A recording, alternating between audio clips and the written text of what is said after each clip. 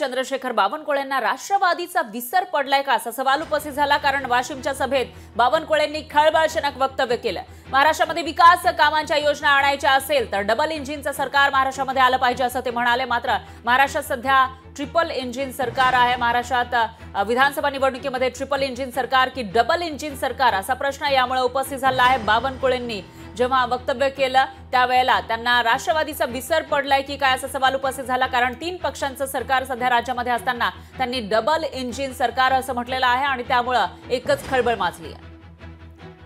विकसित भारताचा जो संकल्प मोदीजींनी दिला त्या संकल्पातले पुढचे 5 वर्ष 2029 पर्यंत मोदीजींनी वाशिम करता, महाराष्ट्र करता, विदर्भा करता जो विकास कार्याच्या योजना तयार करून ठेवल्या त्या विकास कार्याच्या योजना जर वाशिम मध्ये आणायच्या असतील तर मग महायुतीचं डबल इंजिन सरकार या महाराष्ट्रामध्ये आलं पाहिजे। डबल इंजिन सरकार शिवाय महाराष्ट्रामध्ये आपला विकास शक्य नाही ही भावना वाशिमच्या जनतेपर्यंत पोहोचवण्याकरता अधिवेशन आहे। लोकशाही मराठी ऐका, पहा, जागरूक रहा।